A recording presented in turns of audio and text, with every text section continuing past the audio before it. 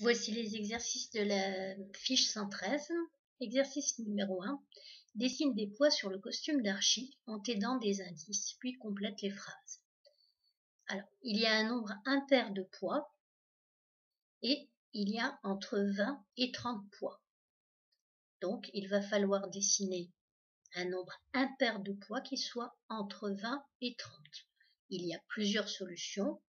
Donc, je vous invite à regarder votre leçon sur les nombres pairs et impairs pour pouvoir faire le nombre de points qui convient. Encore une fois, il y a plusieurs réponses possibles par rapport à ces deux indices. Et donc, une fois que vous aurez fait vos poids, vous écrirez, donc il peut y avoir donc le nombre de poids que vous avez dessiné, car le nombre de poids que vous avez dessiné est un nombre impair. Exercice numéro 2. Nino a 18 cartes. Il veut en donner la moitié à Lali. Est-ce possible? Alors, tout simplement, donc, pour voir s'il peut en donner la moitié à Lali, il va falloir faire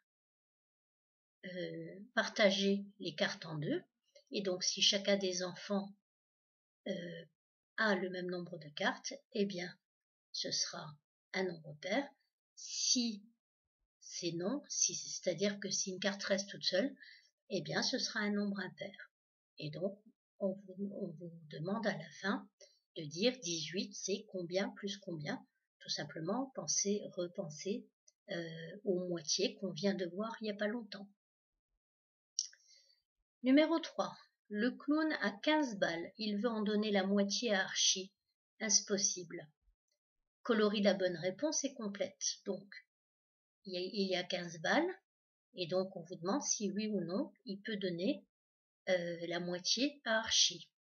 Et donc, si oui, eh bien, on dira que 15 c'est un nombre pair. Sinon, eh bien, on dira que 15 c'est un nombre impair. Et il faudra compléter ici le nombre de balles du clown et le nombre de balles d'Archie. Ici, on vous demande dans l'exercice 4, colorie en rouge les nombres pairs, colorie en vert les nombres impairs. Donc, même chose, vous pouvez vous référer à la leçon sur les nombres pairs et les nombres impairs.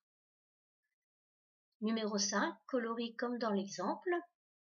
Alors ici, ça n'a plus rien à voir avec les nombres pairs ou impairs, c'est tout simplement qu'il faut faire correspondre le nombre qui est en chiffres avec le nombre qui est en lettres. Ici, nous avons 69 en chiffres qui est colorié en orange et donc 69 en lettres qui est également colorié en orange.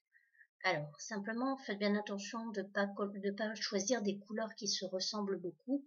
Hein, par exemple, le rouge un peu rosé avec le rose foncé, parce que après on n'arrive plus trop à s'y retrouver pour la correction.